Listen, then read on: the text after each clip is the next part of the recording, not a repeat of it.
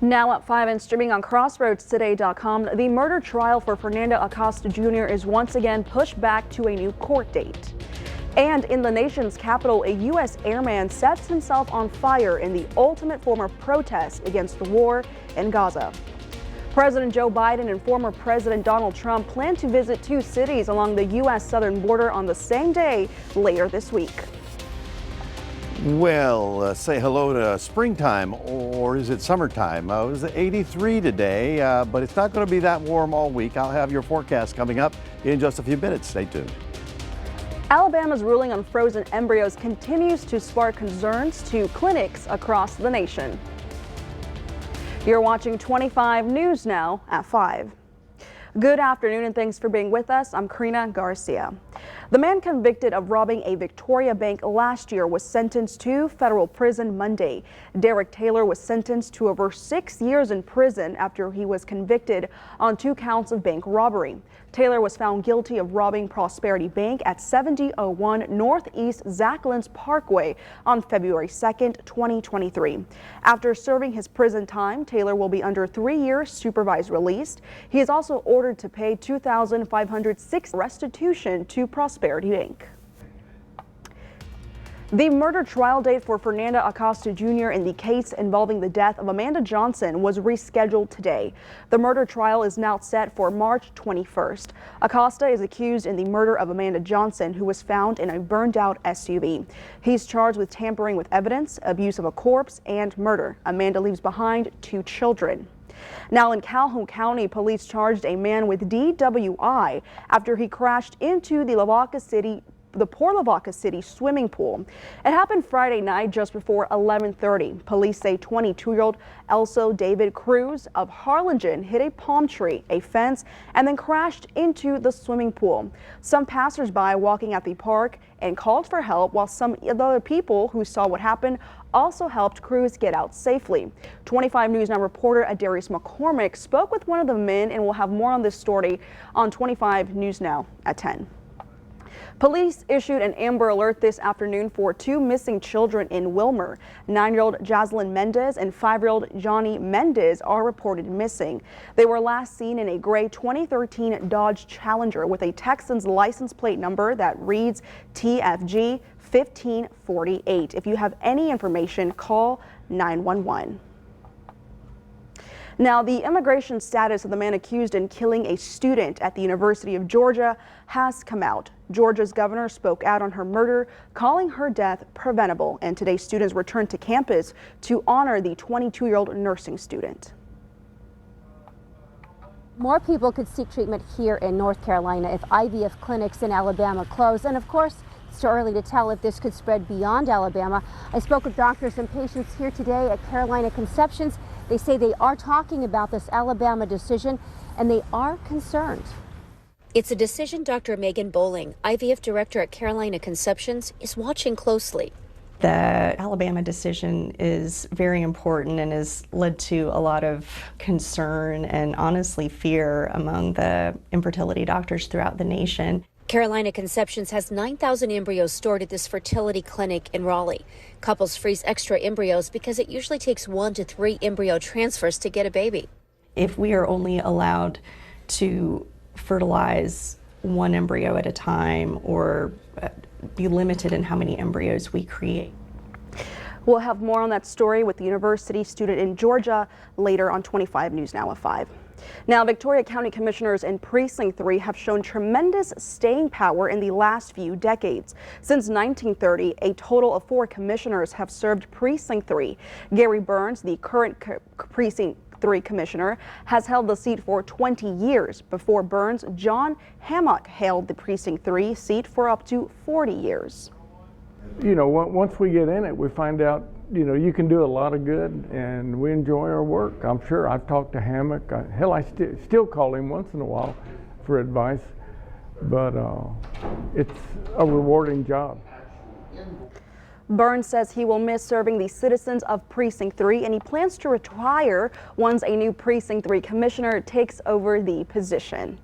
So here is your viewer poll. You can scan that QR code on your screen to vote now. The question is, do you think all county officials should have term limits? Yes or no?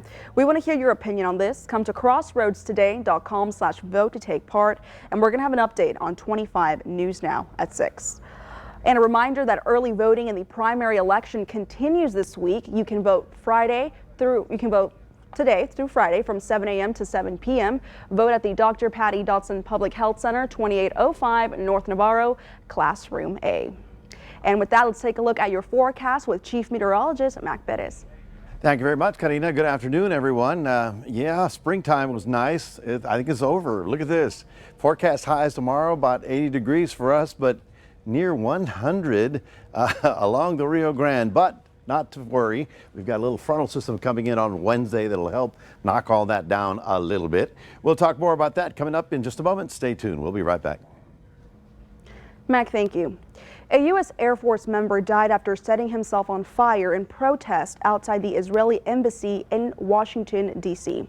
D.C. Metro Police say on Sunday, Aaron Bushnell poured an unknown liquid on himself and ignited it, yelling the words, "Free Palestine." The 25-year-old from Texas eventually collapsed while police tried to put out the flames with fire extinguishers. He was taken to the hospital where he later died. In a video, he had said he would, quote, "no longer be complicit in genocide," unquote. Multiple agencies in D.C. are currently investigating this incident. One person is dead and another is in the hospital after a house explosion in North Texas. First responders were called to the explosion Sunday night. They say one woman was rescued from the collapsed home and airlifted to a nearby hospital. Family members told authorities the owner of the home was also killed in that explosion. Police and fire departments are investigating the cause of the fire, but it's unclear what may have caused the blast. The 7-year-old boy who was shot inside Lakewood Church during an attack carried out by his own mother is now breathing on his own without a ventilator. KPRC reports the boy was the son of Janice Moreno, who went to Joel Osteen's Lakewood Church February 11th and started shooting. Officers returned fire, killing her. The boy's family says he has developed other problems that may require more surgery, but the boy has received a total of 6 neurosurgeries after he was hit in the head by 2 bullets. And now returning this story, Alabama State Supreme Court ruled that frozen embryos are considered children and legally should be protected. That ruling has raised some concerns in other states, including North Carolina, where the director of a clinic there is speaking out. More people could seek treatment here in North Carolina if IVF clinics in Alabama close. And of course, it's too early to tell if this could spread beyond Alabama. I spoke with doctors and patients here today at Carolina Conceptions. They say they are talking about this Alabama decision and they are concerned. It's a decision Dr. Megan Bowling, IVF director at Carolina Conceptions, is watching closely. The Alabama decision is very important and has led to a lot of concern and honestly fear among the infertility doctors throughout the nation. Carolina Conceptions has 9,000 embryos stored at this fertility clinic in Raleigh. Couples freeze extra embryos because it usually takes 1 to 3 embryo transfers to get a baby. If we are only allowed to fertilize 1 embryo at a time or be limited in how many embryos we create because there's concerns about having frozen embryos, it will have a massive impact on patients' ability to have success with IVF. Rachel Chapman has a 9-year-old daughter through IVF, and she's planning to have another one. It freaks me out because I do have 3 frozen embryos and I don't know what I'm going. I mean, I can't have 3 more children. I just can't. Lauren Garrett already has 2 kids from IVF and just did another embryo transfer this week. She lives in Raleigh, but is thinking about other embryos she has frozen. Do we discard those now? Is our family complete now? Do we keep trying and take that risk that something like that will happen in North Carolina, and then we're going to be forced to make those decisions then? These are my twin girls who are now 12. This is my son, who's 9, and this is my daughter, who's 5. Bowling studied at the University of Alabama, Birmingham, and had her own IVF treatment at one of the clinics that has paused services. About 8,500 babies, some of their footprints are on this wall, have been conceived through IVF at Carolina Conceptions. This isn't happening here in North Carolina, but, you know, anything can happen. Governor Greg Abbott weighed in on Alabama Supreme Court decision. He says he supports IVF, but stopped short of calling for a law to protect access in that state. President Joe Biden and former President Donald Trump are set to visit the U.S.-Mexico border on the same day, Thursday. The New York Times says Biden plans to travel to Brownsville. Meanwhile, Trump is expected to speak in Eagle Pass. The trip comes as Biden considers executive action to restrict asylum access for migrants at the border if they cross illegally. The president has repeatedly criticized congressional Republicans for failing to pass a bipartisan spending package, including restrictions on border policy. Back in Victoria, the Victoria Fire Marshal's office is undergoing some staffing changes. Fire Marshal Richard Castillo says Michael Caribal, the department's aviation rescue fireman, will take a position outside of the area. To cover the loss, Assistant Fire Marshal Michael Fraser will take over this position. He's still set to work in the front office, which is his original position. Other staff will help cover other areas as well. And we're really fortunate to have the personnel that we have that are willing to move positions, rechange their schedules in order to meet the needs of our department. Castillo says response time to fires and other needs will remain strong. These staffing changes will go into effect toward the end of March.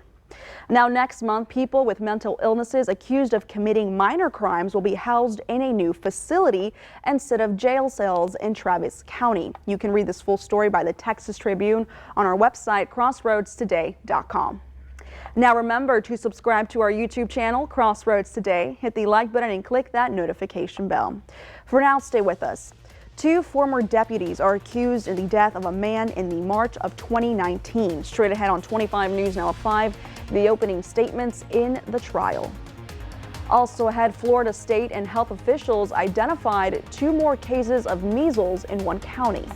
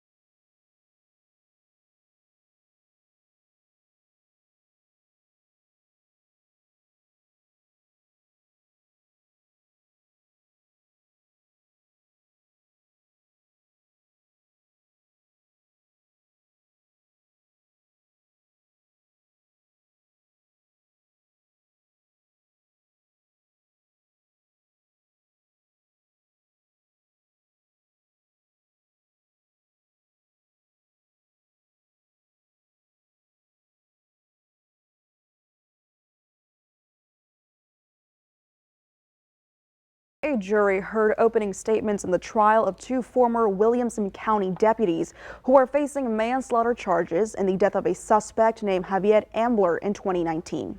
In March, he fled a traffic stop, leading to a chase involving the deputies. When the chase ended, the men used their stun guns on Ambler. He said he had a health condition and could not breathe. He later died, and prosecutors said the deputies acted recklessly in restraining Ambler. Both men pleaded not guilty. At the time of the incident, the officers were filmed by a camera crew for the show Live PD. That footage was never used and it was destroyed. Today, the U.S. Supreme Court heard arguments on whether social media platforms can choose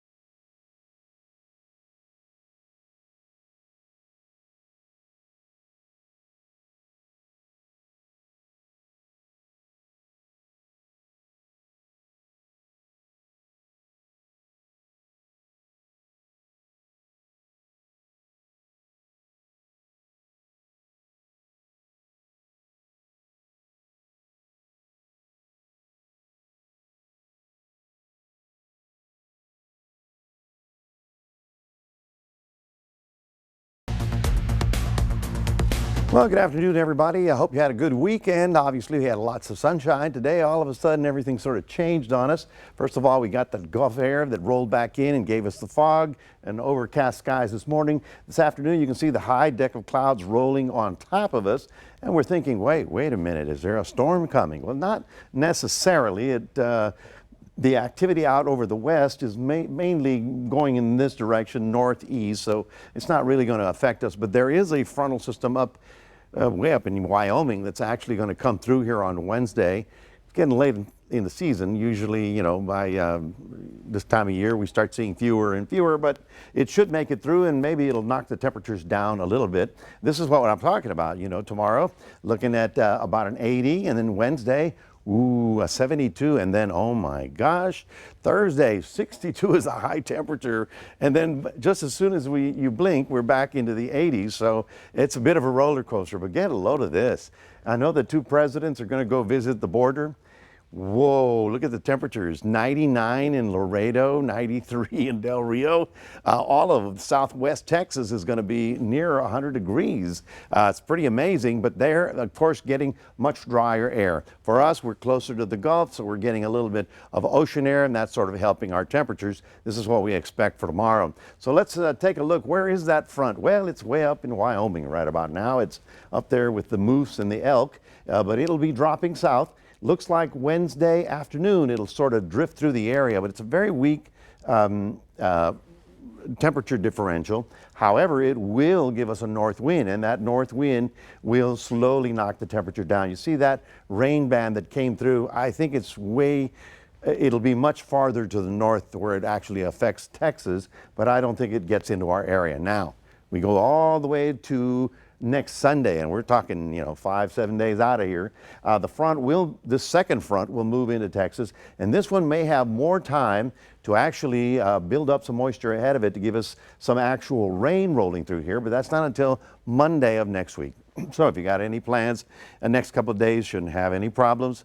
We're likely to have another fog situation tomorrow morning, especially along the coastal waters, so keep that in mind. Strong sea breeze will continue blowing in all that Gulf air, and you can see pardon me, how the winds actually then by Wednesday do turn offshore, and that will actually give us some clear and cooler weather and drier weather middle of the week. I'll talk more about that. So for tomorrow, we're talking cloudy, partly cloudy, still on the warm side, 78 to 80 degrees. For everybody else in Cuero, we're looking for mostly cloudy skies, but when the cloud deck breaks, the temperature will spike up.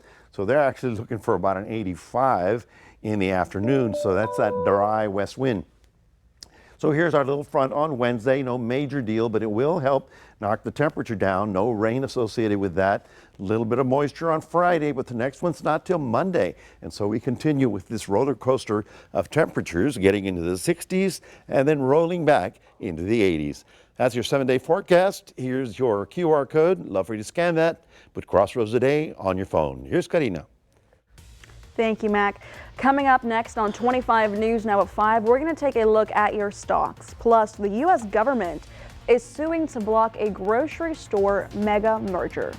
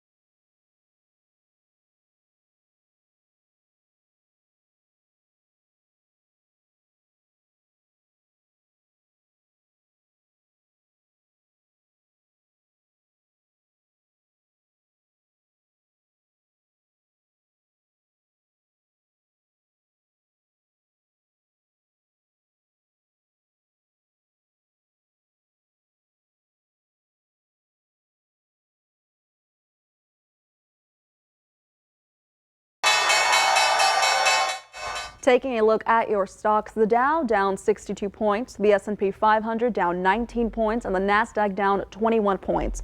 Oil up $1.09, closing at $77.58 a barrel. The U.S. government is trying to block the largest supermarket merger in American history. In 2022, Kroger and Albertsons announced a $25 billion merger deal. The FTC is now suing, claiming the deal would eliminate competition in the grocery industry and lead to higher prices for consumers. However, the companies argue the merger will help them compete against non-union giants like Walmart, Amazon, and Costco. Stay with us. We're going to take one last look at your forecast with Mac. Plus, a fifth grader from Missouri wows his classmates with his Rubik's Cube talent. Plus, here's a look at world news tonight, right after 25 News Now at 5. Tonight, the American couple missing in the Caribbean, believed to be attacked on a boat. There is news coming in now on potential suspects. Also news tonight, the case of the nursing student murdered. And a separate case tonight, the young wrestling student strangled, and the arrest tonight. We're next.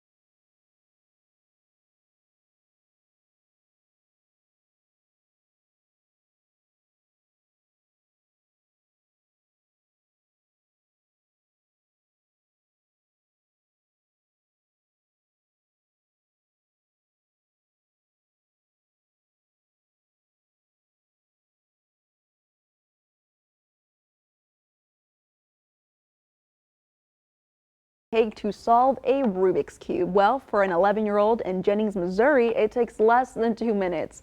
Tyrone Nelson is known as the Rubik's Cube Kid at his elementary school, and that's because he can get all 6 sides of the cube to display a single color in as fast as 43 seconds.